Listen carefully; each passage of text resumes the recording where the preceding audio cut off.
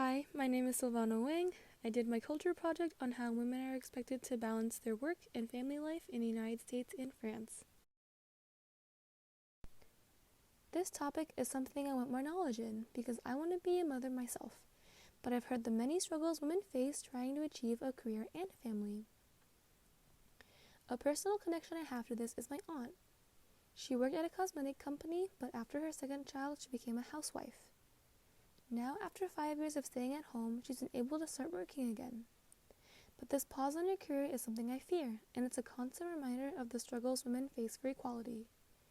In both cultures, I want to see what is expected of women when they are balancing family and career. I know that there are still very traditional views that men should be the providers and women should be the caregivers. However, this concept puts an enormous pressure on women, resulting in them feeling inadequate. In women's pursuit for equality, I want to see how time has shifted expectations for women. On the American side, the traditional standpoint is still present. Men should be the providers while the women are the caregivers. However, women can still pursue their careers, just like men. The housewife expectation is no longer as present. Although being a working mother is more acceptable, this does not diminish the burden women face balancing their work and life. In a 2013 survey done by the Pew Research Center, 51% of working mothers found it harder to advance their careers compared to the 15% of working fathers who found it harder. This setback is connected to how men are expected to earn money while the women have to take care of the family. Including cooking, cleaning, and helping the children, women are expected to prioritize these tasks over their careers, making their career a thought in the back of their mind. There is no balancing the two lives. It's more like which one will you choose? In the same survey, women are the ones that have the most career interruptions. 42% of women have reduced hours at work in order to take care of their children or their family members, compared to the 28% of men who have done the same. These interruptions have affected their careers negatively, making the challenge of balancing career and family more burdensome. Something to take in consideration, this data was collected by asking people their opinions. More concrete data needs to be collected to make a full claim, but based on the data, women still find it harder to balance their career and family. On the French side, women are encouraged to be working parents. In order to reduce the strain from the balance of work and family, France's government has set up implements to reduce the burden for working parents. Maternity leaves are 16 weeks for the first 2 children and 26 weeks for the third child. These are paid leaves giving the mothers 3,000 euros per month.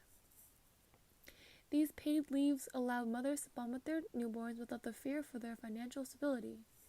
Not only can the mothers take paid leaves, so can the fathers, but only for 3 days.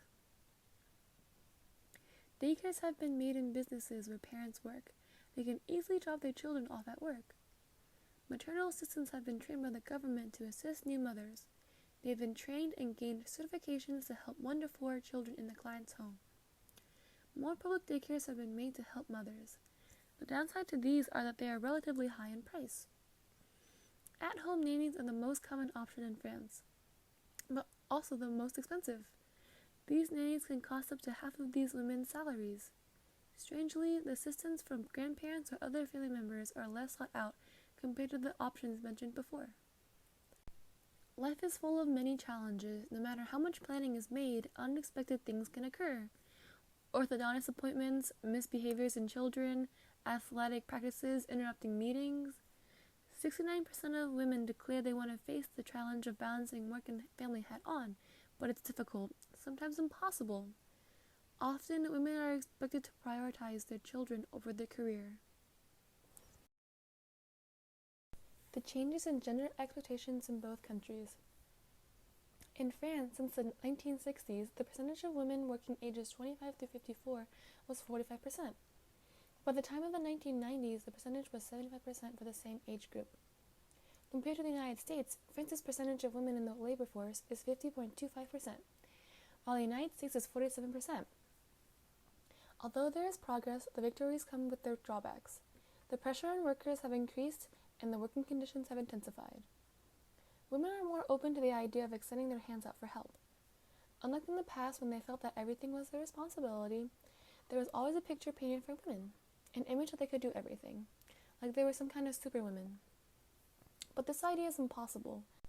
This left women feeling not good enough, when in reality it's impossible to do everything single-handedly.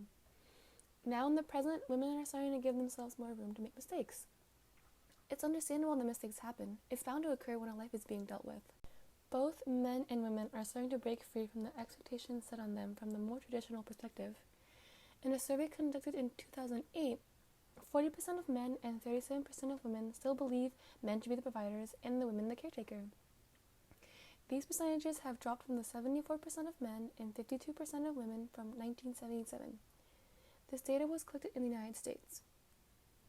Men are starting to take a bigger role in being a caretaker of the family. When fathers with egalitarian attitudes share childcare, it decreases the burden on the mother and they start to understand the hardships of their partner. However, his familial and work life still stay separate, unlike women, where the singular fact that they have a family shapes their identity.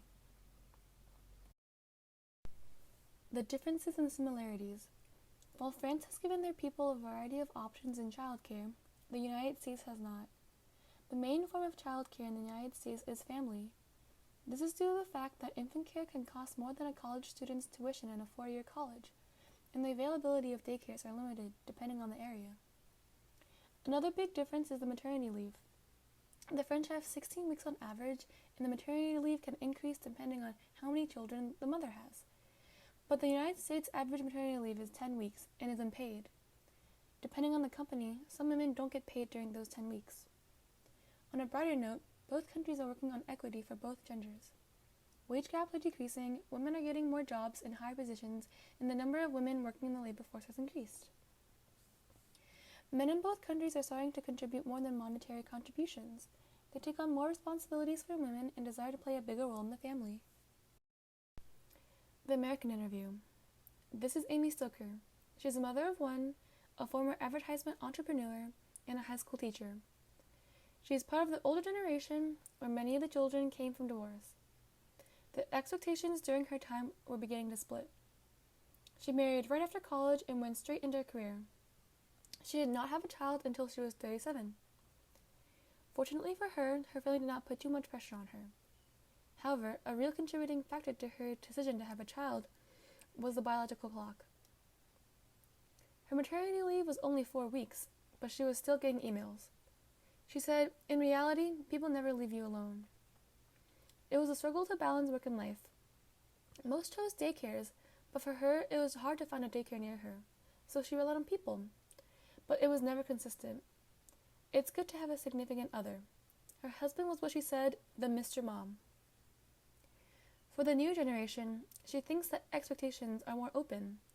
In older generations, perfection was expected, but for the new generation, people are more lenient. Her advice for future mothers is find what works for you. For her, it was best that she chose to have a child later. If not, she could not imagine doing it when she was younger, in her fast-paced industry. In the end, she had to leave her advertisement career because she was missing significant moments in her family. Part of balancing work and family is making hard decisions. Nothing is more important than family. As long as you prioritize your child, the way you raise them does not matter. Also, ask help from others. Don't be prideful, thinking you can accomplish everything single-handedly. The American Interview. This is Jennifer Lieberson. She's an expecting mother of one, and she's a high school teacher. Growing up, she was expected to find a man and get married. Once she was married, people would start asking when they would have a child. When she became pregnant with her first, people asked when the second would come. In her generation, people are starting to have children later, which made her feel like she was having her child too early. A lot of what contributed to this notion is that people should be ready before they have a family. For Lieberson, she had to be ready not to live selfishly, to focus on taking care of a child, and she had to be emotionally stable.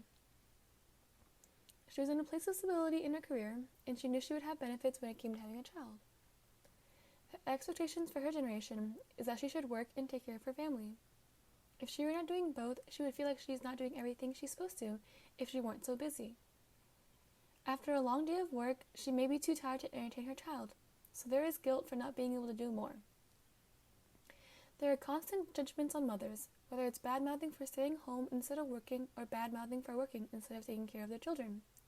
With the change in society towards equity, there are many aspects in life that have been improved, but the world is not perfect and there will always be things to improve.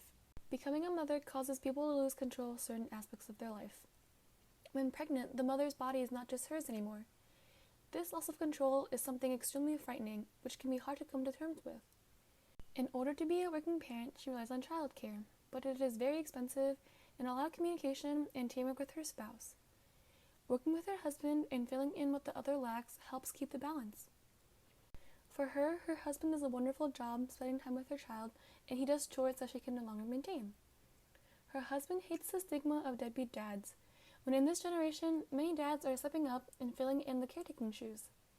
He feels that dads should have more recognition. The French interview. This is Mathilde Lecombe. She's a mother of two and the founder and editorial director of Birchbox France. Something that still occurs in France is judgment of mothers who are advancing in their career while pregnant. Lecombe finds it scandalous and states, "Mothers know how precious time is and are incredibly effective. Having a child has made her become a better worker. She was taught by her mother to be a hard worker, and now as an adult she travels 4 hours a day to get to work and go home. The only way she's able to keep up this pace is her husband. He's the one that brings her sons to the nursery, cooks, and manages appointments with the pediatrician. She says he does everything. Part of learning how to balance your career and family is knowing what both parties will contribute. The traditional role for men and women have flipped, but the family is still prioritized. The gender expectations are changing for the better. There is no magic recipe to finding the balance of work and family. It varies from person to person. However, there is no way people can balance these two lives alone. For her, she has her husband, but also nannies and cleaning ladies that take some tasks away from her. For her maternity leave, she still worked. Even though she was supposed to be at home caring for her child, she still received emails. She understood that people are not irreplaceable and are essential. Her complete absence was not possible. Her advice to future or young mothers is, do not try to be perfect and be lenient on yourself. In the eyes of your child, you will always be the best. What I learned from this research is that women are expected to accomplish a lot, but not alone. Both countries are progressing towards equity between the two genders. Men are expected to take care of the child, the women are no longer the sole caretakers. Resources like daycares and maternity leaves are available in order to ease the burden for women, but in France, the government has made a bigger effort than in the United States. Although women are encouraged to work, there are many other tasks alongside work that they have to do. With them juggling all these tasks, they can be easily overwhelmed and can feel inadequate when everything is not done, resulting in some women overworking themselves to feel accomplished. Although there has been progress in equity between both genders, there can still be more done to help women balance their career and family. Thank you for listening. I hope you enjoyed.